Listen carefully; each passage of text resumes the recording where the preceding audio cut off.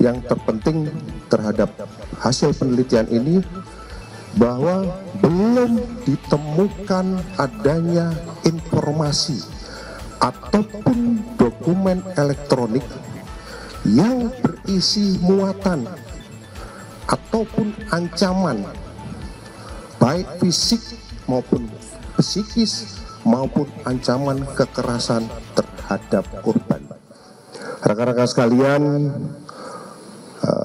perlu kami sampaikan dari hasil serangkaian penyelidikan yang dilakukan oleh penyidik, baik itu dari keterangan saksi-saksi, kemudian dikaitkan dengan barang bukti, serta didukung oleh scientific investigation crime dan keterangan para ahli, kami menyimpulkan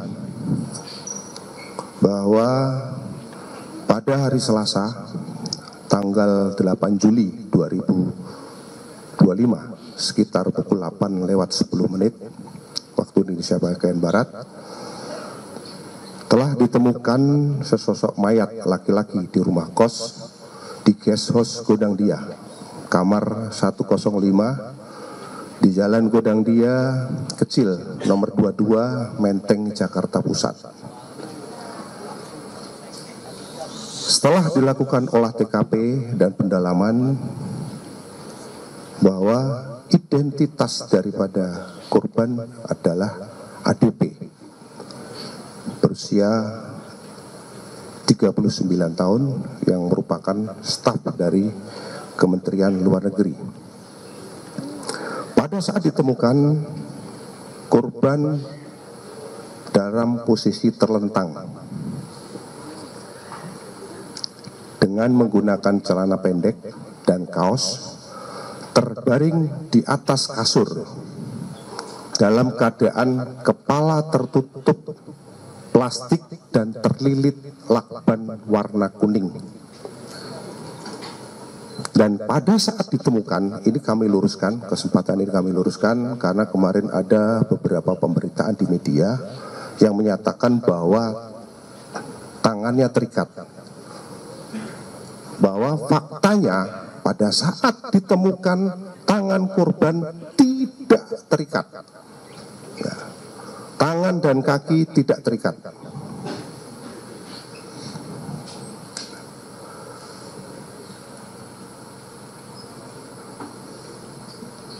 Pada saat ditemukan,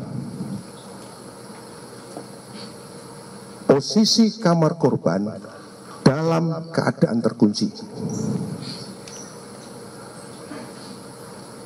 Perlu kami jelaskan bahwa ketika ditemukan tersebut, kunci daripada kamar korban ini ada 3 lapis.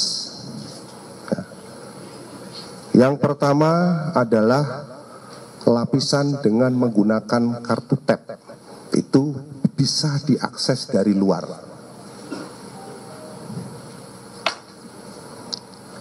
Kemudian yang kedua, kunci yang kedua adalah kunci, kalau kita bilang kunci biasa nih, kunci biasa tapi tidak ada kuncinya, jadi seperti ceklekan biasa begini dari dalam, dan itu melekat di bawah grendel. Sedangkan kunci yang 3 adalah kunci slot, itu letaknya di atas daripada kunci. Jadi ini hanya bisa dilakukan oleh orang yang posisinya berada di dalam kamar untuk mengunci kunci tersebut.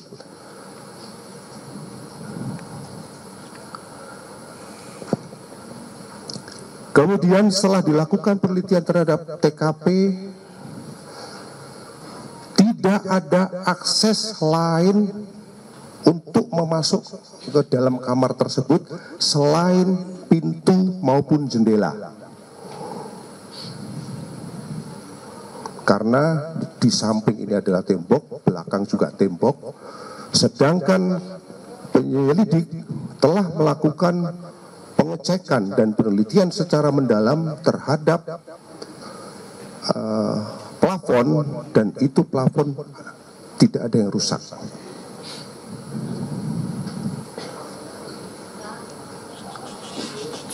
Kemudian pintu gerbang dan pintu kamar kos menggunakan sistem kunci elektronik dengan akses kunci masing-masing berupa kunci elektronik seperti kamar yang dimiliki di korban, dan masternya ada dipegang oleh penjaga kos.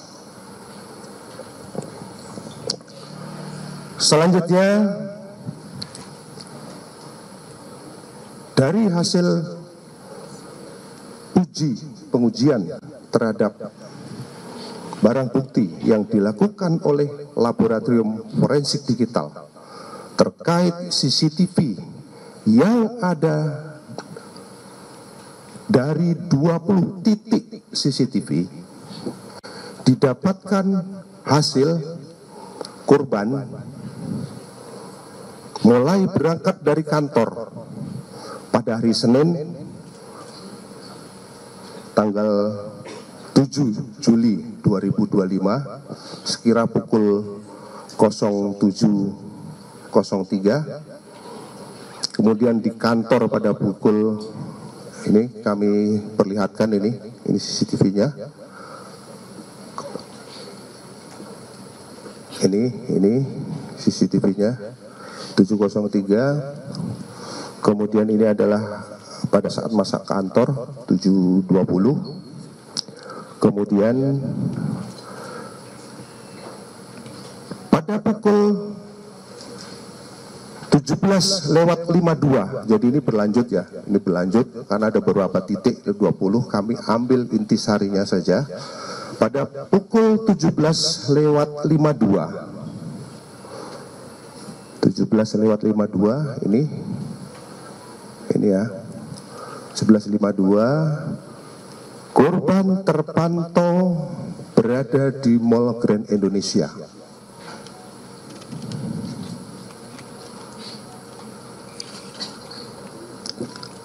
Ini selaras juga dengan hasil analisa terhadap IT daripada profil korban. Selanjutnya, korban pada pukul 21.39 termonitor memasuki Kemenlu. Ini sebelah kiri, rekan-rekan sekalian, 21.39 memasuki Kemenlu.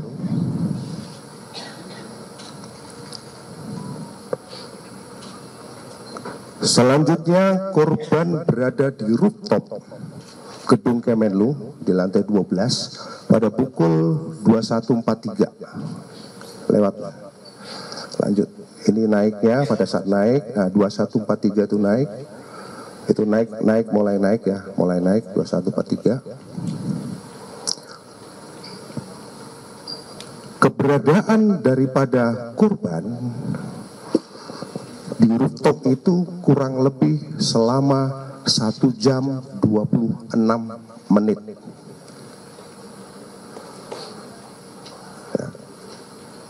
Berdasarkan pengamatan dari CCTV, di awal ketika naik, korban memang betul membawa tas gendong dan tas belanja ya, ada dua, satu tas gendong, satu tas belanja. Namun pada saat turun dari rooftop,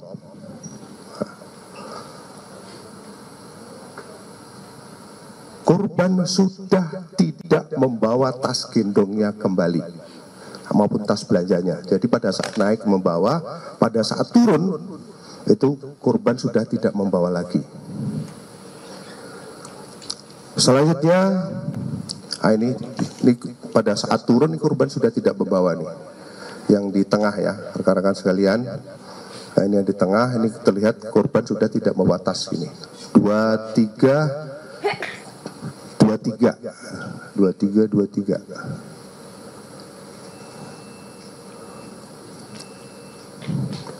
2309 ya. Ulangi 2309 ini pada saat turun sudah tidak membawa tas lagi, maupun tas gendong maupun tas belanjaan, sehingga masih terlihat lagi di bawah yang sebelah sana pun masih terlihat 2312 itu di bawah di pintu keluar.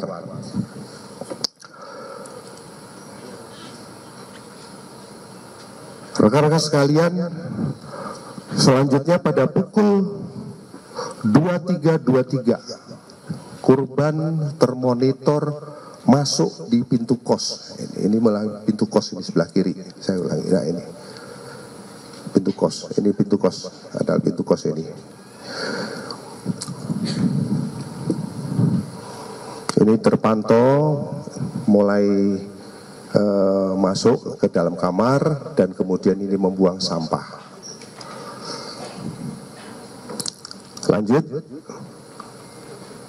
Dan pada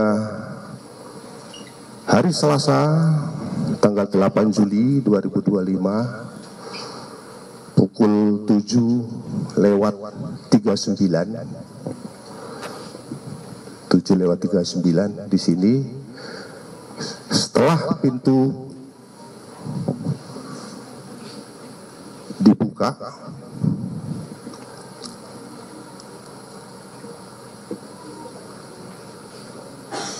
baru ditemukan meninggal. Rekan-rekan sekalian, perlu kami sampaikan dari berdasarkan hasil pemeriksaan terhadap file CCTV yang dilakukan oleh Laboratorium Digital Forensik, disimpulkan bahwa tadi sudah disampaikan sepanjang durasi video dimaksud pada setiap frame-nya saling bersesuaian dengan tidak ditemukan adanya pemotongan ataupun penyisipan frame pada file multimedia jenis video. Ini sudah kami sampaikan. Kemudian yang kemarin menjadi bahasan di media, kenapa arahnya itu berubah ketika pada saat mulai mencongkel. Kemarin kami sudah melakukan konfirmasi dengan mohon maaf dengan istri daripada korban terkait dengan CCTV kenapa bergeser. Hal tersebut terjadi setelah adanya permintaan dari istri kepada penjaga kos waktu itu lewat telepon, via telepon kepada penjaga kos atas nama Siswanto, saudara S, untuk mendobrak kamar milik korban, sehingga penjaga kos meminta izin kepada pemilik kos untuk melakukan pendobrakan, dan hal tersebut disikapi oleh pemilik kos dengan menggeser sudut CCTV dan memastikan tindakan yang dilakukan oleh penjaga tersebut dengan maksud untuk memastikan tindakan yang dilakukan oleh penjaga tersebut.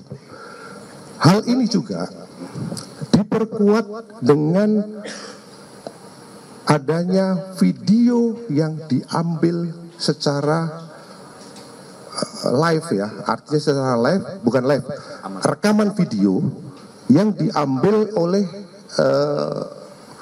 teman sekamarnya yang ikut mendobrak pada saat itu. Ini Bapak ini, Bapak F, ini merupakan teman kamar dari satu kos. Ini diperkuat dengan rekaman video yang diambil oleh Bapak F ini.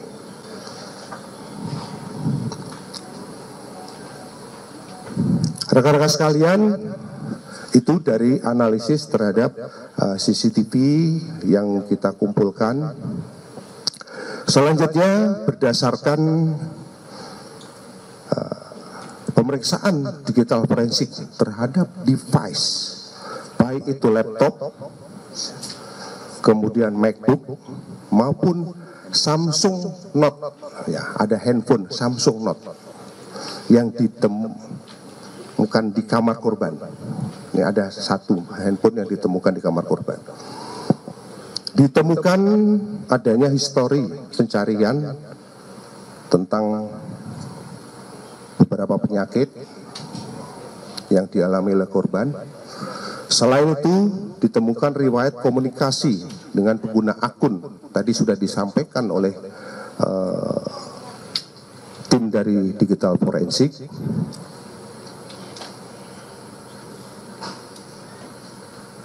Yang intinya bahwa yang terpenting terhadap hasil penelitian ini bahwa belum ditemukan adanya informasi ataupun dokumen elektronik yang berisi muatan ataupun ancaman baik fisik maupun psikis maupun ancaman kekerasan terhadap korban. Jadi saya ulangi lagi, dari hasil penelitian secara digital tidak ditemukan ancaman fisik maupun psikis terhadap korban, termasuk ancaman kekerasan. Selanjutnya,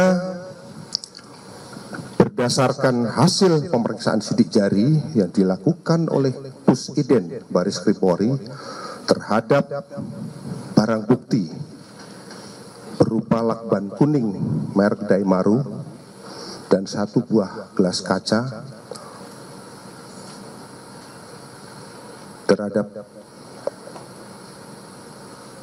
korban, bahwa lakban yang ditemukan pada jenazah adalah lakban yang dibeli lakban yang dibeli bersama istrinya di salah satu toko di Yogyakarta. Ini kami sudah konfirmasi dan kemarin sampel yang sama itu sudah diserahkan sama kami.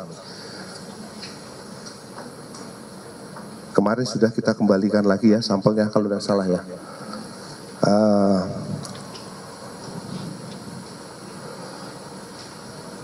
Di mana lakban tersebut itu dibeli tahun 2000, dibeli sekitar bulan Juni tahun 2025.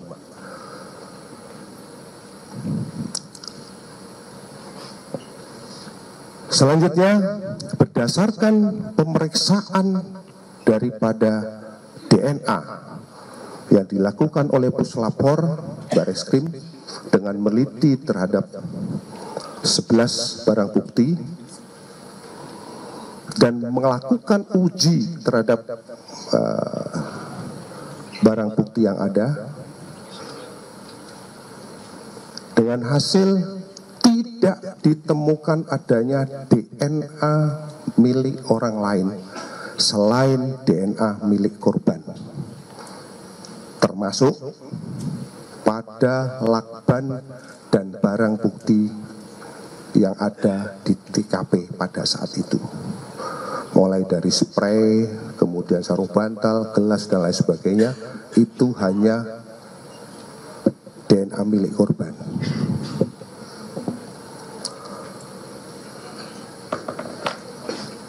Selanjutnya, berdasarkan hal tersebut, penyelidik juga menggandeng daripada Apsifor HIPSI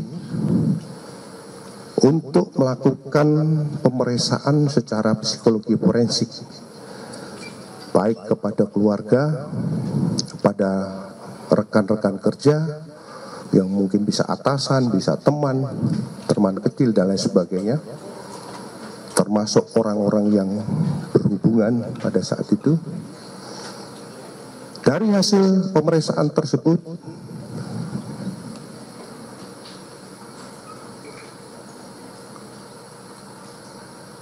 disimpulkan bahwa indikator daripada kematian daripada ADP ini mengarah pada indikasi meninggal tanpa keterlibatan pihak lain.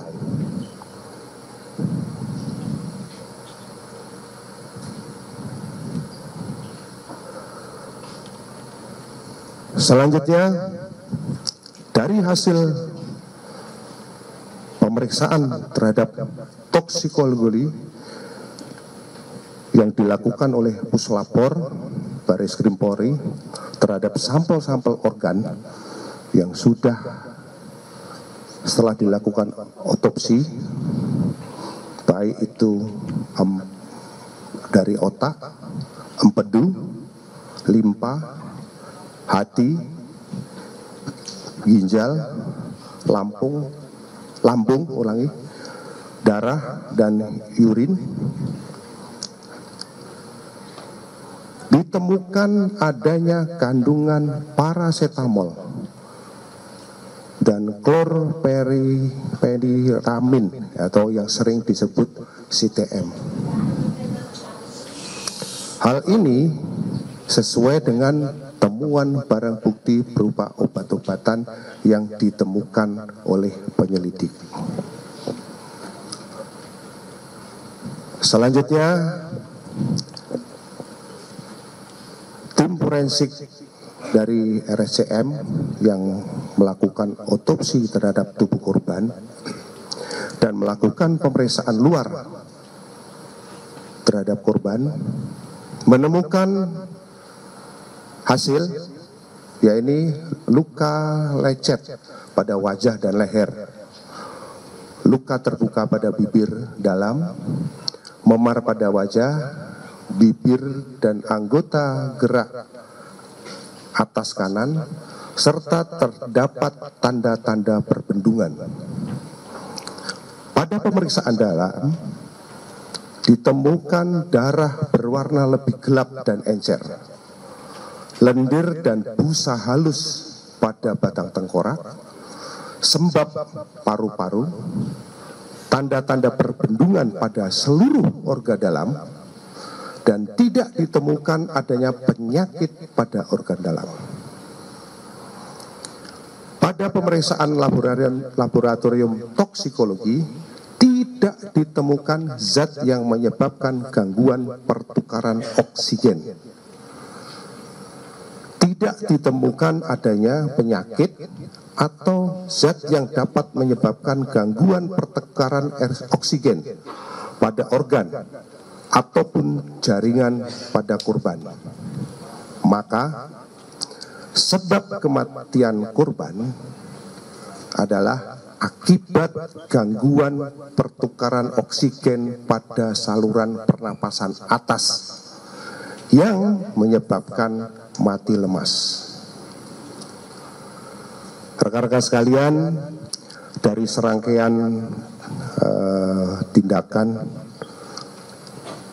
dan kegiatan yang dilakukan oleh penyelidik, mulai dari mendatangi TKP, kemudian melakukan pemeriksaan terhadap saksi-saksi, mengumpulkan barang bukti, kemudian kita dengan melibatkan saksi ahli, dan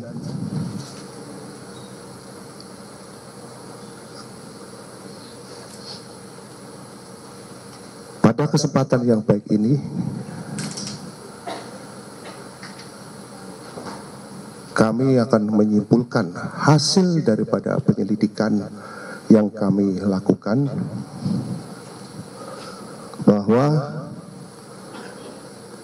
penyelidikan yang kami lakukan, kami simpulkan belum menemukan adanya peristiwa